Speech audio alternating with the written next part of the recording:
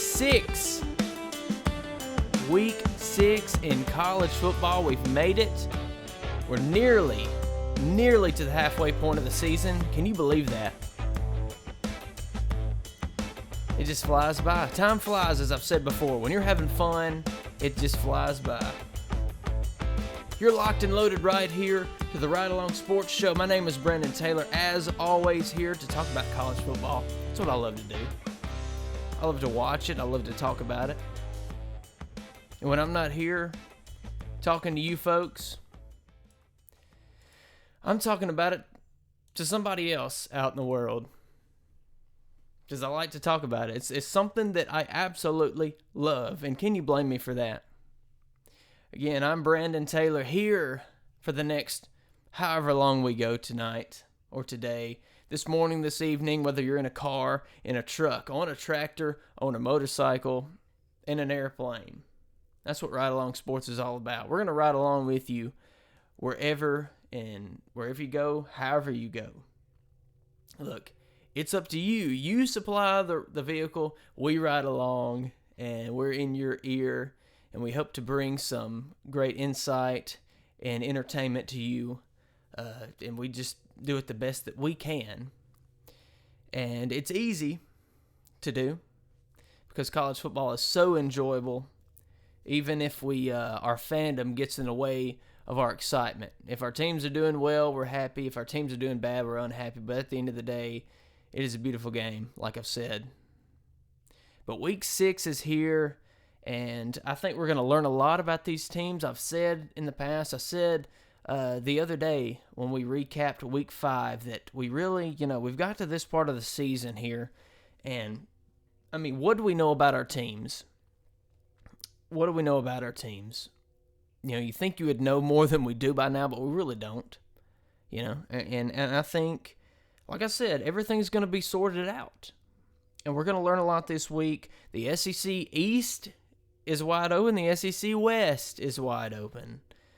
People are talking about the West, how you've got Ole Miss there. LSU is probably out, but not 100% because crazy things can happen. Obviously, Alabama is the leader, but they're anything can happen. Like I said, you've got Ole Miss there, Texas A&M, which is going to face Alabama this week, and there's no telling what happens in that game. Everything may be shaken up after that game, but that's why they play the game, folks. That's why they play the games. And in the SEC East, I feel like people aren't talking about this enough, but Georgia is obviously up front in the East. But they've got serious competition now. Kentucky, before the season, we predicted Kentucky to be that number 2 behind Georgia in the East, to be a serious competitor versus Georgia in the East. And this week, we see what Georgia is. And we see what Kentucky is. Georgia faced a good Auburn team last week, and they, with a close game throughout, but they managed to get the victory over Hugh Freeze, Peyton Thorne, and the Auburn Tigers. Now, we'll see what they can do versus Kentucky because, if we look at what Kentucky's done so far, they've been impressive, honestly. They ran all over Florida. I mean, they just run them down all game. But if they're going to be one-dimensional, if that's all they have, then that's going to be a tough task. You can't be one-dimensional and expect to beat a team like Georgia. And the same thing goes for Alabama, Texas A&M. Now Texas A&M is really looking to do something. They're they've been in despair. Okay.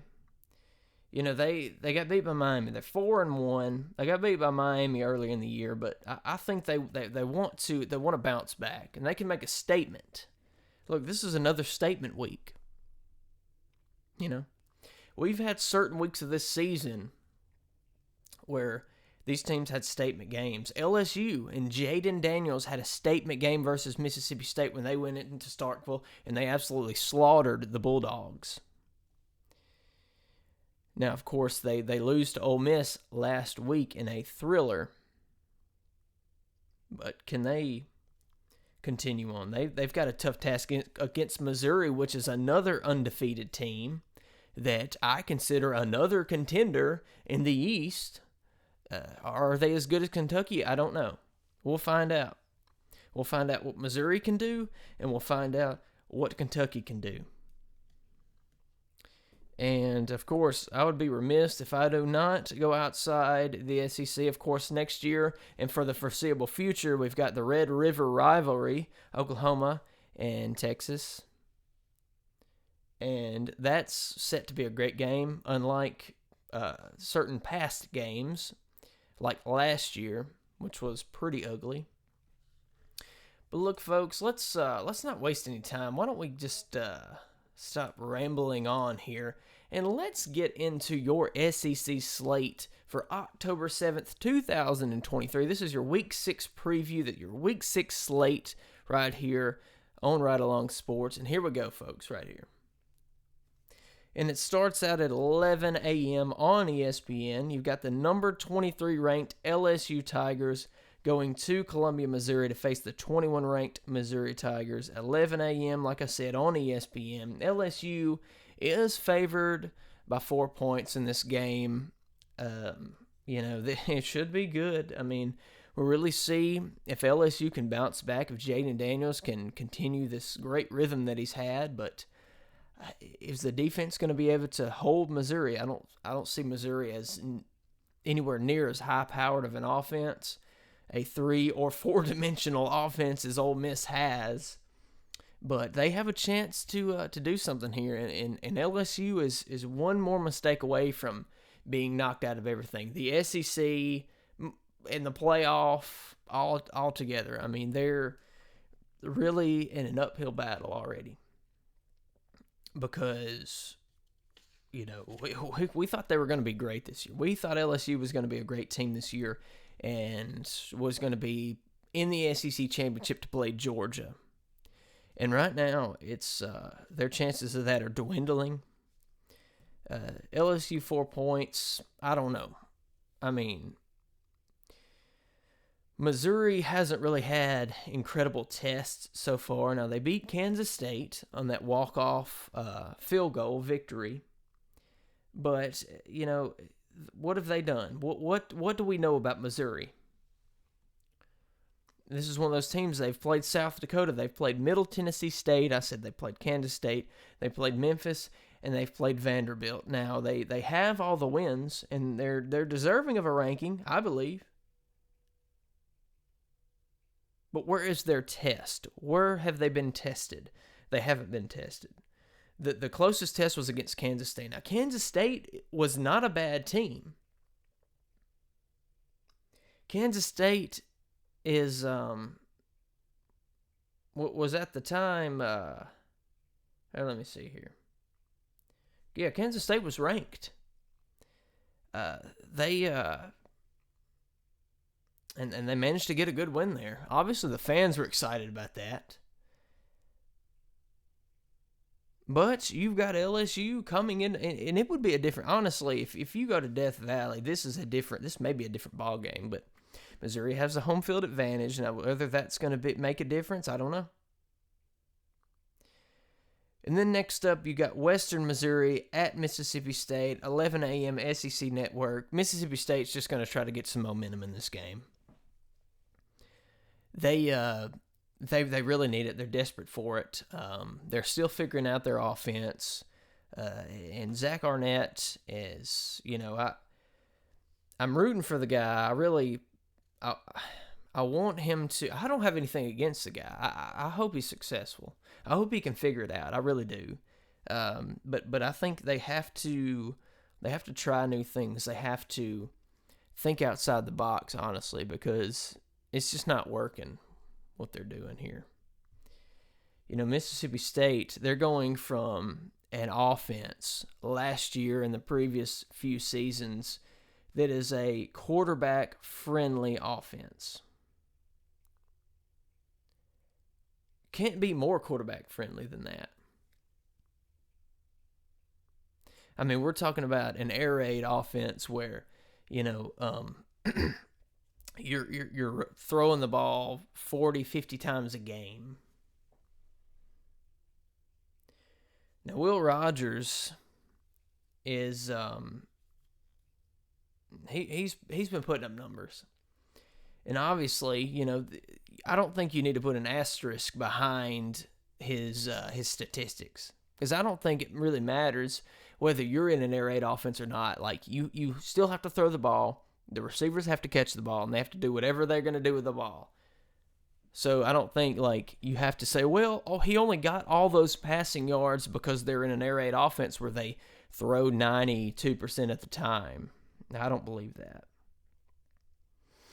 Now, Will Rogers is 89 of 149, 1,086 yards, 7 touchdowns, and 4 picks. If they want to, they can't have any mistakes. Now, I don't expect Mississippi State to lose this game. They're favored by 20.5, according to Caesars Sportsbook. I don't intend them having any issue in this game.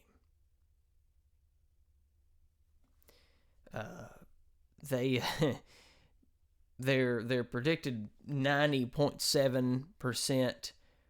90. This is ESPN Analytics right here. Matchup predictor. 90.7% chance to win this game. Tickets as low as $2 at Davis Wade Stadium. I mean, this game right here is solely for them to, kind of help them to get out of their slump, get a little bit of momentum, rest a little bit. But they really need to figure out who they are. They have an identity crisis. That's how I'm going to put it. They've got an identity crisis, and they had a game against Alabama last week where it was a late game. Alabama started slow, as they have a lot this year, but they managed to pull away, and Alabama won 40-17. But next week they go to Arkansas to face the Razorbacks. Now, that's going to be tough, and you're looking ahead. They've got Arkansas, they've got Auburn, they got Kentucky and Texas A&M, Southern Miss, and then the Egg Bowl versus Ole Miss. And if they have to, what's their record? 2-3. They have to really buckle down and win some games that they're not supposed to win if they want to be bowl eligible. Now, I think Zach Arnett's probably going to be given the benefit of the doubt if they don't do so well this year. I can't imagine being put in that situation where you have to take over this team, whether or not you're ready to do so, and try to do something different, which I don't blame them for trying to do something different, do a different offense. But, I mean, at this point, I think you've got to make some tough decisions as a coach. Do you keep your quarterback that you've had in there that has been the number one guy for a while? Will Rogers, is he really the guy, or should you use his backup Mike Wright? It's a lot of decisions. Do you put Mike Wright out there in more situations? Now, I've noticed that they have put Mike Wright out there in certain packages, certain formations, and allowed him mainly to rush the ball. He hasn't done as much passing. Actually, he's only passed one time for 4 yards. Did get a touchdown, though, so that was an interesting play there, interesting call there to put him in deep in the red zone, inside the 5-yard line. But I think you got to do that. You got to see what your other options are, because at this point, what are you what do you have to lose? I've heard this discussion, like, what would Nick Saban do? Nick Saban would he's going to put somebody out there that's going to give him the best chance of winning the game. He did that in the national championship. Let's not forget that. And actually, we can look at 2 games. How can we forget that national championship where Jalen Hurts, before he went to Oklahoma, he was in the game and he wasn't performing that well. Saban took him out of the game and put a young, up-and-coming quarterback with the first name Tua. You know, Tua Tagovailoa, huh? I mean, you know, just some guy that ended up being a, first-round draft pick to the Miami Dolphins, but I digress on that. They won the game. I mean, he put him in there, and he performed well. They won the game. They won the championship. But, hey, the funny thing about that, let's go a year in advance and to the SEC championship the following year. Old Tua wasn't doing so well. Jalen Hurts got put in the game and brought him back, and they won. So, hey, it goes both ways. Nick Saban is going to put whoever out there on the field. It doesn't matter who you are. It doesn't matter what you've done. If you're not performing well, he's going to try other things. He's got a different philosophy than a lot of coaches do. Some coaches I've heard, well, you don't want to just take a player out if he starts performing well or if he starts performing, badly, if he's got a bad game, because you don't want to hurt his confidence. You don't want to diminish that. You don't want to put bad thoughts in his head, and I understand that, It also depends on who you got behind you. I remember a few years ago, it wasn't that long ago, where Matt Corral had a terrible game against Arkansas, and it's funny that Ole Miss is playing Arkansas this weekend. But he had a bad game. He threw like 6 picks against Arkansas, and it was ugly. I mean, it was a ugly game. And everybody wondered, why did you not take him out? Take him out. I remember hearing people screaming that. And I was even thinking, oh man, come on, you gotta, he needs to take a breather. You need to let somebody else try this out, at least finish this game or something, go a couple drives. But he didn't. And Lane Kiffin's explanation was basically like, well, that was a learning experience, because you're gonna have a bad game, and he understood that, that Matt Corral's human, and he had to have that bad game as a learning experience, and also he's not just gonna take him out just because he's throwing interception after interception, because he wanted Matt Corral to know that Lane Kiffin, believes in him and trusts him for the future. And hey, after that, they did great things. I mean, that was one outlier, but after that, they were good the whole time that Matt Corral was there. Of course, the injury bug really hurt Corral, especially later. And as you can see, if you've followed him in any amount in his short career in the NFL, you know that he's had struggles there too. I mean, he went to the Carolina Panthers, which it's not easy going there to begin with, but he had that injury, and I can't think of the name of it, but it was something in the basically the bone that supports your arch in your foot or something like that. Very tough injury to recover from. But we've had this discussion before that Matt Corral's a great quarterback, and he's tough, and he's good-hearted, but he's fragile, and he's a little weak, but he's strong at the same time. It's really hard to.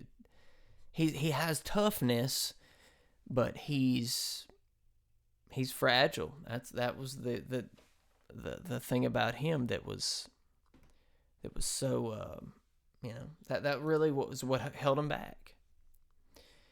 But for Will Rogers, circling back around to this, Will Rogers is not a bad quarterback. I don't want to say he's a bad quarterback. I know I'm not quick to judge like a lot of people are.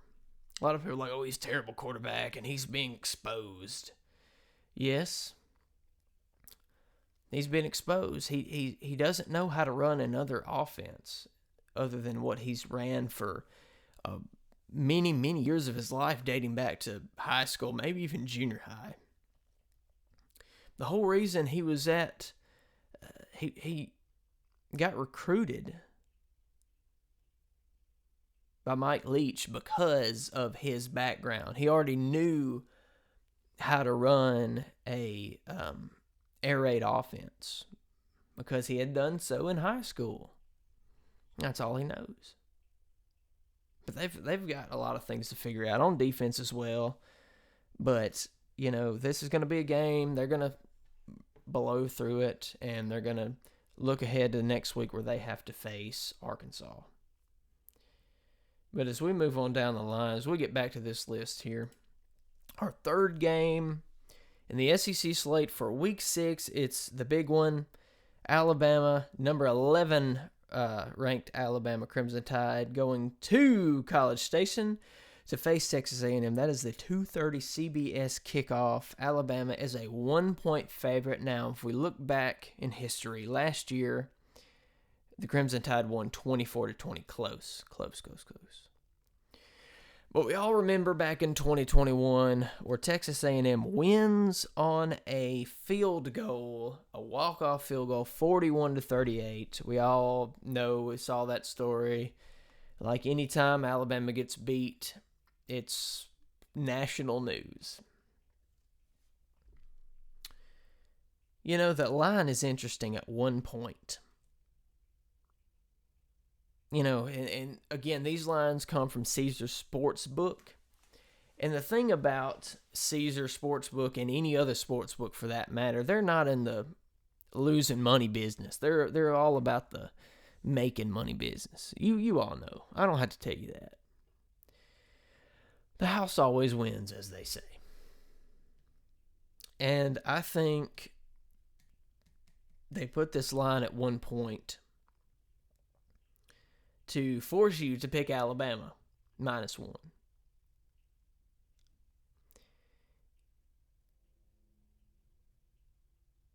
And I didn't check this line at the beginning of the week, so I don't know how it's changed during the week. I don't know if it's a lot of times, somebody told me a while back, it was actually our good friend Zach Ainsworth. He told me, there's a good trick that you can do.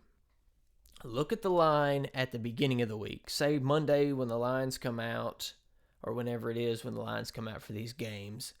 Watch during the week how they change, if they change any. If there's not much change, say it's a 7. Say, all right, you start out, a team is a touchdown, a 7-point favorite. Later in the week, they're a 6.5. That may or may not be something to really throw up a red flag about.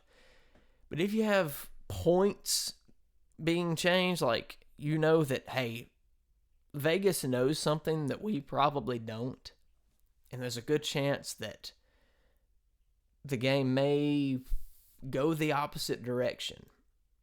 But again, college football, and the NFL for that matter, it's all unpredictable, really. It honestly is. And now there's a lot of parity. We've talked about parity in college football.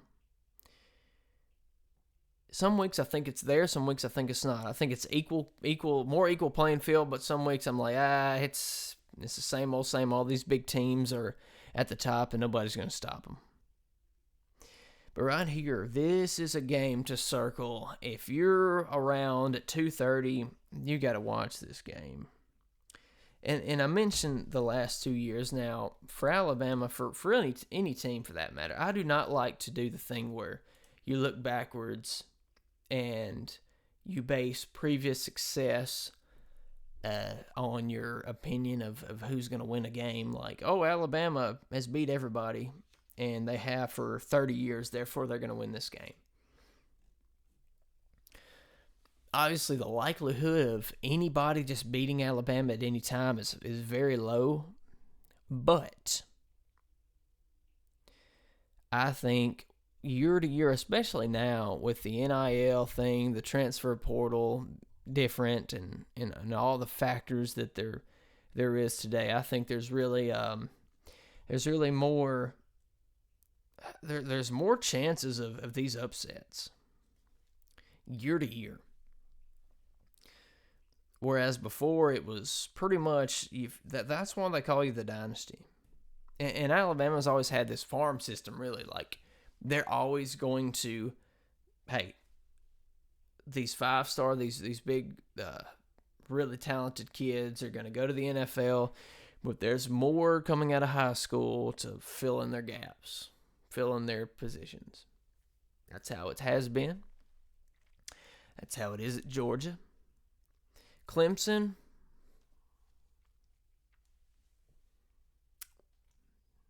look, you've seen what's been happening to Clemson. They're not going to get in that transfer portal. Dabo is full of himself. He's an egomaniac, and he's not going to get with the times. And you see what's going to happen. He's going to end up out. They're going to fire him in a couple of years because he's so dang stubborn. Hey, if you're not going to get it with the times, it doesn't matter your philosophy. Oh, I don't like the players getting paid. I don't like people just being able to transfer in and out willy-nilly, oh, it's the Wild West. Hey, you can say that. You can complain about that all day long, buddy, but if you start losing after doing what you've done, especially when you're expected to continue that high standard that you've put your program in, you're going to be out the door, and somebody else is going to be sitting in your chair, in your office, at your desk, doing it the right way, because they're going to learn from your mistake, buddy. That's my Dabo rant for the day. Mark that. So let's continue on. We'll talk some more about Alabama and A&M here in a little bit. But let's move on. The next game on the slate, Vanderbilt at Florida, 3 o'clock, SEC Network. Florida's an 18.5-point favorite. They're going to want to put a lot of points up to, coming off that loss where Kentucky absolutely, ran over them. I think of that game last week versus Florida. Florida and Kentucky, that is. As the old... like a Looney Tunes cartoon, or any cartoon that matter. Just think of an animated show, and you're standing there, and this crowd of people just starts running for whatever reason, and you see just a bunch of dust, and then when the dust clears, where's they at? Where's Florida at? And then the camera pans down, and there's Florida is a pancake on the ground with all these footsteps and markings. And you see the little cross, little Band-Aid. That's what Florida looks like after Kentucky ran all over them last Saturday. They're going to want to bounce back. Definitely bounce back this week. Florida, if they want to salvage this season, I talk bad about Billy Napier in Florida. We thought they were going to do pretty terrible this year. They've sort of exceeded our expectations just a little bit. But there's they're 3-2, 1-1 in conference play. They've got to play South Carolina. They got to play Georgia. They got to play Arkansas, LSU, Missouri, and Florida State. They are not going to have an easy road up ahead. So they need this conference win, and they need to look good. In Vanderbilt, let me tell you something about Vanderbilt. This right here is their chance. They upset Florida last year.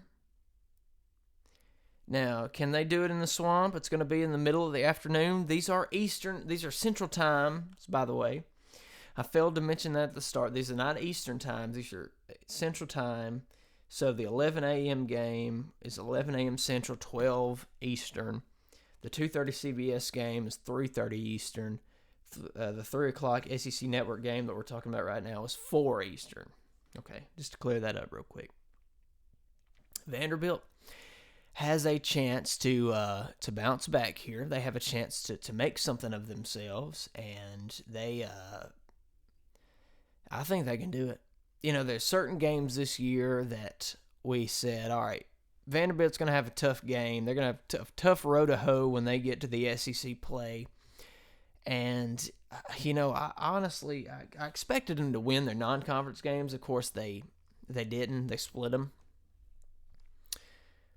But Vanderbilt is a team where I honestly I feel like they're nearly there. And when I say that, I mean they're nearly there where they can start upsetting these teams. I know they had some upsets last year.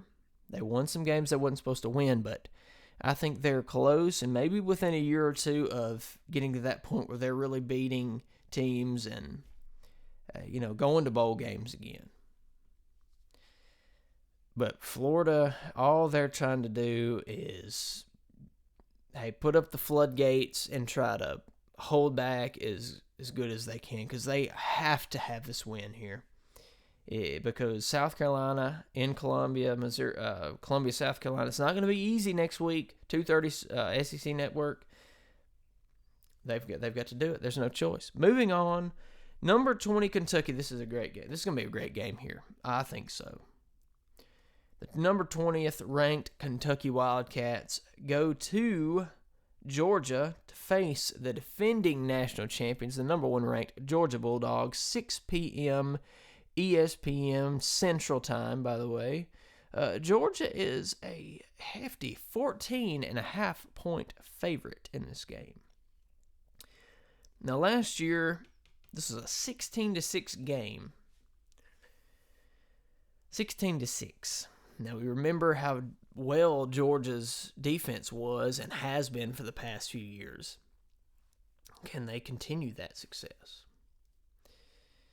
Now, Georgia has got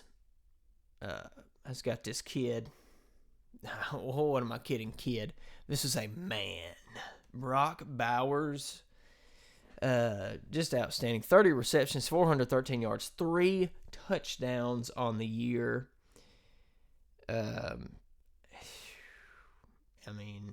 For a tight end, he's going to have a great future. He's going to be playing on Sundays, making millions and millions of dollars easily. Now, what has their quarterback Carson Beck done? Well, he's thrown 1,497 passing yards. On 111, 116 completions on 161 attempts, 7 touchdowns, 2 interceptions. This team is pretty good. They're great. Look, Georgia is, I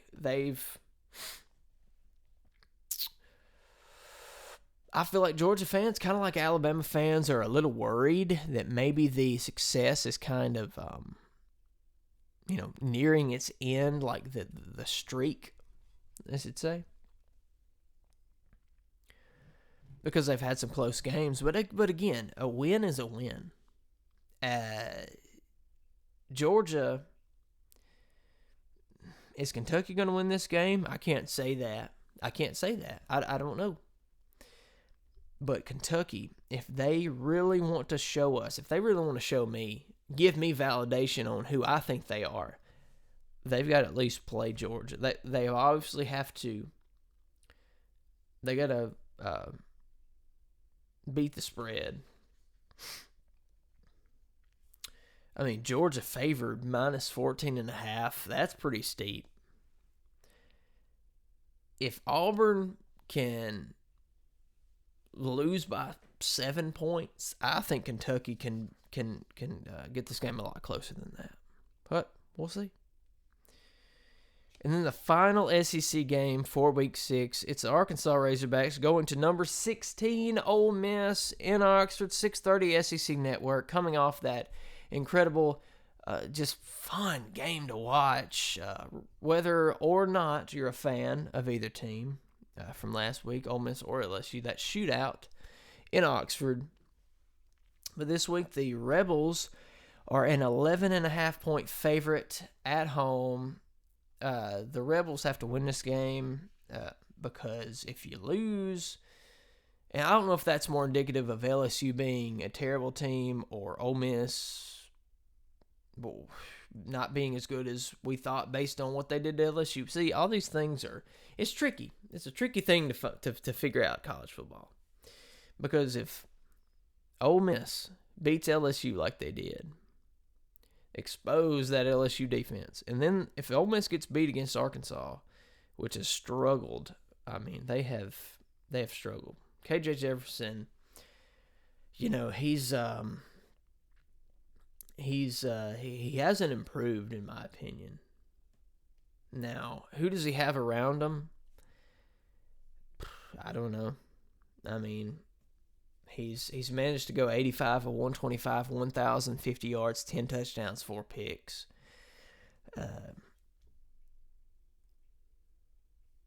But look, they lost against Texas A&M. They lost against LSU. They lost against BYU.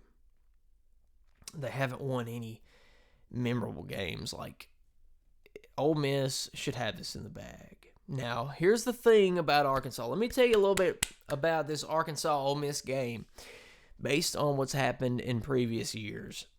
It is a trap game if there ever was one.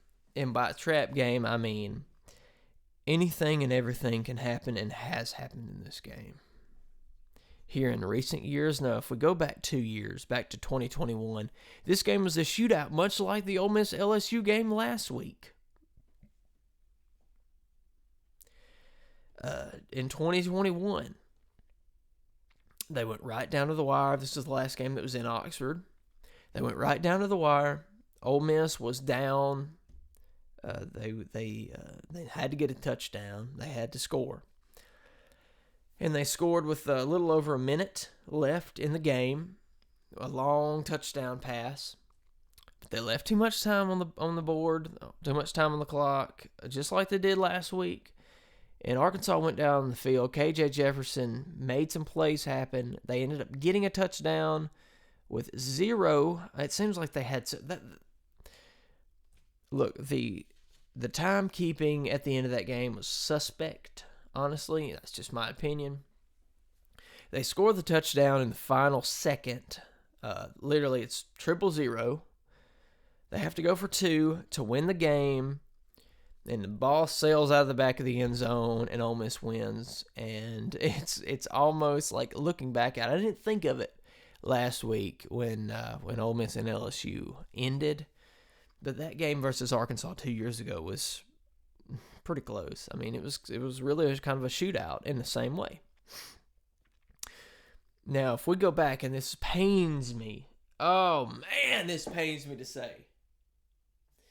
But if you go back to 2015, I believe it was 2015. I really try to erase this from my memory. You had a play of the century. Oh, man. A 3rd and 25? Was it 3rd and 25? Or was it 4th and 25? Anyway, so Ole Miss is having a great year. I mean, they beat Alabama in Tuscaloosa, mind you. They're looking forward. All they got to do is not screw up, and they go to the SEC championship game. Let's see, was that 2015? It may have been 2014.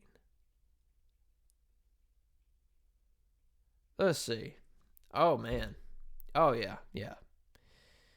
So, Ole Miss is en route to go to the SEC championship game. They have it locked, honestly. But, this crazy thing happens.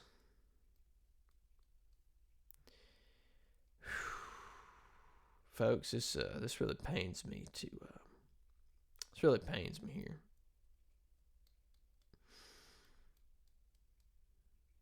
So anyway, they get the ball, and Ole Miss has them down like 3rd and 25.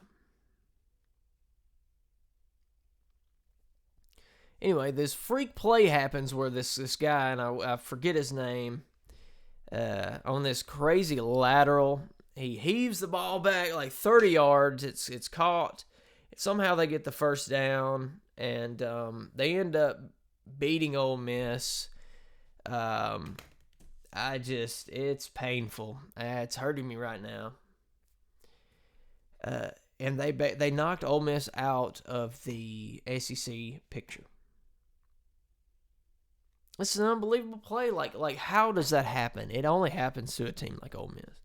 That's where the old saying WAOM. If you ever saw that written out, those four letters, we are Ole Miss. That was a we are Ole Miss moment. Now we can go back to several games over the past couple decades. For one in particular, for a long time was the longest college football game of all time. 2001. Arkansas goes to Oxford to play Ole Miss. They go to 7 overtimes. My father was at that game. He still talks about it to this day. Ole Miss loses. Eli Manning is the quarterback. And the funny thing about that game is, we've had 7 overtime games here recently. This was before they changed to this new crappy overtime rule, where after a couple overtimes it goes to like just single 2-point, one play basically. And I think we had a game that went to 9 overtimes here recently. It's not the same. This game right here lasted like 4.5 hours. It's 58-56. It was November 3rd, 2001. Again, as I said, my father was there, and he oh man, he just talks about that experience, because obviously, if Ole Miss wins that game, look, we're talking about it in a different sense. Like, you're part of history, but you lose. Ole Miss has always had a struggle with Arkansas. It doesn't matter how good Ole Miss is. Don't matter how bad Arkansas is. This is always a tough game. This is how it is. But that fulfills our SEC slate. Let's look at one game. Show you one game outside the conference. You know what it is right here. The Red River Rivalry. Texas and Oklahoma. This game should be good. Texas is number 3 ranked. Oklahoma is number 12. It's 11 a.m. ABC. Texas is a 5-point favorite. Now, I cannot tell you what's going to happen in this game, but I will say it should be way more entertaining than the game last year was, and maybe previous years. The game last year, let's see if I can give you some stats on that. It was 49-0 Texas. It was just a unbelievable shutout. I mean, if you look at this rivalry game and what it is, and you see a result like that, it's just really, really crazy, considering just especially now how good these teams are. Both contenders, like this right here, is going to, in the last year of these two teams being in the Big. Think about this, folks. This is going to be an SEC game next year and for this foreseeable future.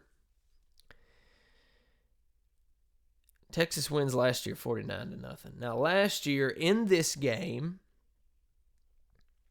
let me get you some stats. Quinn Ewers, 21-31. 289 yards, 4 touchdowns. On the other side of the field, you had, oh boy, wow,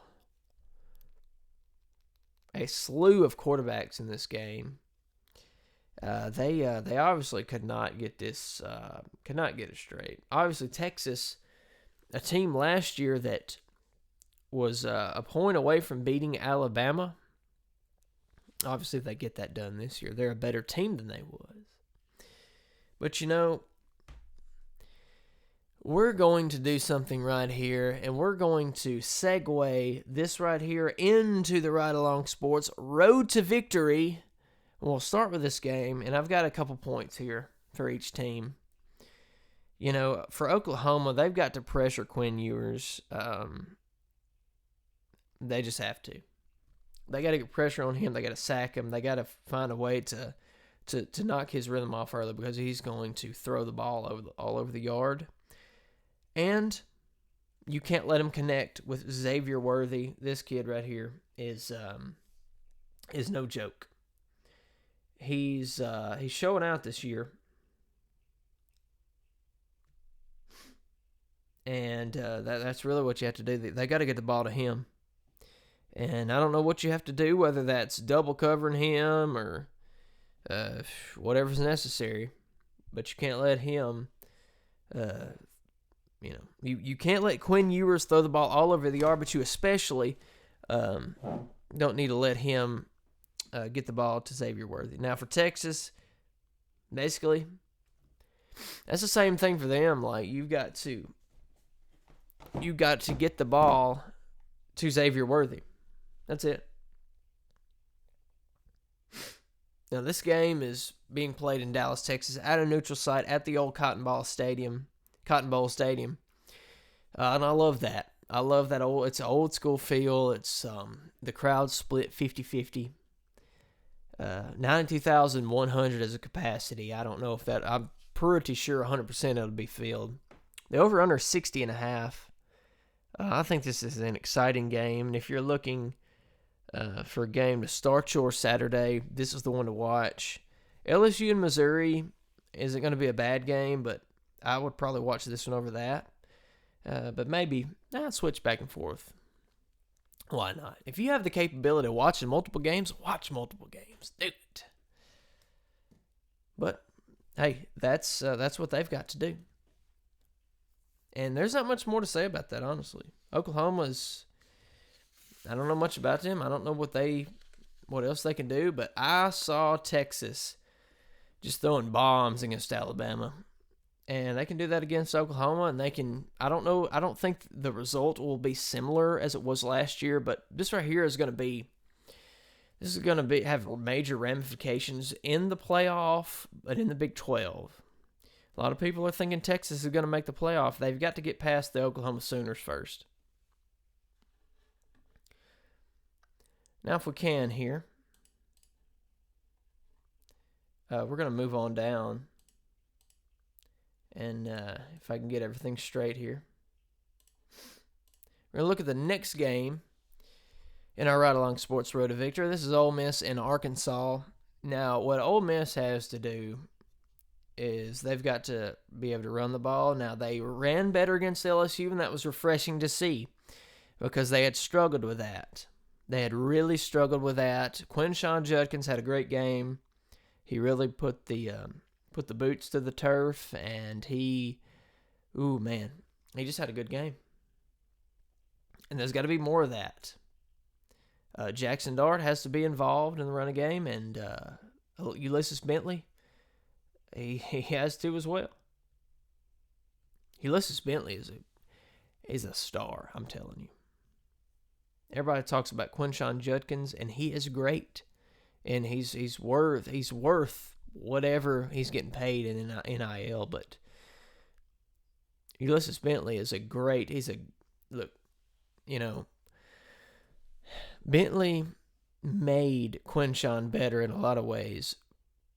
In one way that, when Quinshon was on the field, obviously he was going to do what he did, but when Bentley was on the field, he was going to take the ball. He was going to take the star. He was going to be the star when he was out there running that ball. And I think he made Judkins play harder. Like, believe it or not, like, there's that competition between two great running backs. You love to see it. But, as we take a look here, a little bit more in depth on this game, Jackson Dart, another thing that Jackson Dart has to do, what the Ole Miss needs to do if they want to win this game. Jackson Dart has to get the ball down the field. They aired it out. They got the ball down the field. And there's a lot of great players out there. Jordan Watkins is great. And he's leading in receiving yards this season with 29 receptions, 450 yards, 2 touchdowns. Jackson Dart is 91 of 142, 1,485 yards, 11 touchdowns, 2 picks. Another thing, if we're talking about the defense here, the defense just has to, they've got to stop KJ Jefferson. Immobilize him, take him completely out of the game, shake him up a little bit. You can't let him make plays. I think the defense is going to do good. I honestly, what they did in that game versus LSU. Yeah, everybody's like, oh, well, this Ole Miss defense, there was absolutely no defense in this game. But you know what? At the end of the game, they had 39 seconds, and that defense stopped LSU to win. And early in the game, they caused Jaden Daniels to fumble the ball in a great hit, great clean football hit. And I think that instilled a lot of confidence in them that's going to carry over to this game. Lane Kiffin actually said that after the game, that at first when they scored and allowed 39 seconds left in the game, he wasn't happy. He was pretty nervous, and I was too, watching it, because I know that that's a lot of time to give a great quarterback and a great offense. But Ole Miss stopped him, and at the end of the day, he said he was proud of that. He was actually proud of that because that confidence is going to be a lesson that's going to go into further games, including this one right here. Now, for Arkansas, they obviously have to stop the run. They have to stop the run. They got to get through the line, and they got to sack Jackson Dart. They got to take Quinshon Judkins out of the game. Do what Alabama did.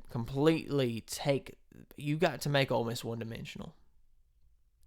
And also, you've got to find a way to expose Ole Miss's defense in whatever way. You just have to expose Ole Miss's defense. They have holes. They've got issues. They've got problems. And that's where it starts. Ole Miss,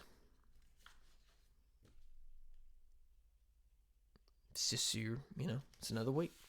Business as usual for Ole Miss, but for Arkansas, statement. If you can win this game, if you can get ahead and manage to beat the Rebels, that's a statement. And look, does it put Arkansas back on track? Yes, because you get a win against a great ranked team, but you got to do a whole lot more if you want to salvage your program. All right, well, let's go on to the next game here. The Alabama Crimson Tide and the Texas A&M Aggies. Look, honestly, where do you start here? If Texas A&M wants to beat Alabama, they've got to get pressure on Jalen Milroe. And look, I'm going to say this a lot because in the SEC, where you have these very talented quarterbacks, I believe your main point should be getting pressure on them. You've got to pressure them. You've got to rattle them. You got to force them to not run the ball, because a great quarterback can evade tacklers, can evade the sack, and make chicken salad. And sometimes we're talking about first down and more on a play that should have been -8, -10 yards. Jalen Milroe is going to do that. Now A&M has to stop them. On the flip side, they've got to air it out. That's how you beat Alabama. Air the ball out. Do not be afraid to throw that ball down the field.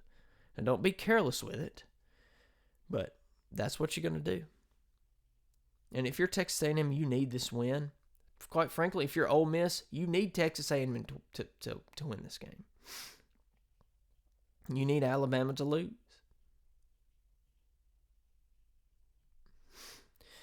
Because that gives you more of a chance to go to the SEC championship game. Milroe is 54-78, 838 yards, 6 touchdowns, 3 interceptions. And he's going to continue to make a statement. Because I think he still has a lot to prove. Now, Alabama, that's just what he has to do. He's got to make plays. Just make plays. Just be Alabama. That's all you got to do. Be Alabama. Be what Alabama was in the Ole Miss game. That is your road to victory for Alabama. Just do what you did to Ole Miss. And more. It won't be a night game. It's going to be in Kyle Field. The 12th man's going to be there and going to be active. But it's a 2:30 kick. It's going to be crazy, but Alabama just has to play calm, and they just got to be Alabama. I don't know how else to say it, honestly. Move on to Kentucky and Georgia. Like we talked about this earlier, Georgia has to get the ball to the playmakers. They've got to get the ball to they've got to get the ball out. Carson Beck is is not bad. Our buddy Zach Ainsworth really thinks highly of Carson Beck. Hey, knock out any doubters, kid. Like, Kentucky thinks that they're going to come in here and win this game. Prove them wrong. And on the flip side, if you're Kentucky, you have a great chance. Look, if you can run the ball against Georgia, I don't know how well you can pass against Georgia, but like I've said earlier in this show, you cannot be one-dimensional if you're going to beat Georgia. You've got to get the ball out. You've got to run the ball. And Georgia's going to be right there to stop it. They're going to be expecting to stop you. That's just how it is. You got to get the ball down the field as well. You cannot just depend on that running game. Now, rushing, you've had Ray Davis, 76 carries, 594 yards, 8 touchdowns. Do more of the same. I don't know if you're going to run on Georgia like you did Florida, but you just got to get ahead early, and shake the Bulldogs in Athens. Moving on real quick as we're trying to move on through these here. You got Missouri and LSU. LSU, Jaden Daniels, he's got to make plays with his feet. I can see LSU running all over Missouri. And let me talk about it. We did not talk earlier in the week enough about Jaden Daniels and how he dropped those dimes in his wide receiver's hands. Like, could not have placed the ball better. He just has to do more of that if they want to win this game. For Missouri, you got to get pressure on him. Look at what Ole Miss did. But don't let LSU score all those points.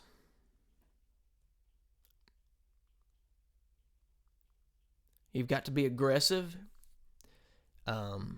You can't be too conservative either. You're going to have to get touchdowns. Field goals won't beat LSU. You've got to get touchdowns. It's as simple as that, folks. And look, that concludes the Week 6 preview here on RideAlong Sports. It's going to be another great week. Honestly, it is. I'm very excited to see and to learn what we're going to learn. The East is wide open. West is wide open. I keep saying that because it's true. The SEC standings right now, you've got Georgia, obviously. Georgia, Kentucky, and Missouri all tied for first in the East. And you've got Florida behind them, Tennessee, South Carolina, and Vanderbilt. Now, Tennessee was a contender. I think they're so far behind Kentucky and Missouri right now that even though they're hot, I think their chances for the East are done. And for Georgia, obviously, just, more of the same if they want to, if they just want to win. If they want to be what they are, if they want to go to the SEC championship game, they got to beat Kentucky. But Kentucky is going to be right there in second place, in my opinion. In the West, you got Alabama, Texas A&M, LSU, Ole Miss. Alabama, they cannot afford to lose another game, to lose, especially an SEC game. Texas A&M is planning to spoil that right now, jump up ahead of them. But if you're Ole Miss, you need Alabama to lose, and that's how it is.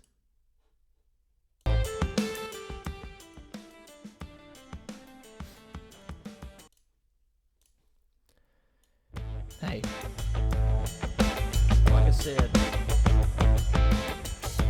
we're going to learn a lot this weekend, as we always do.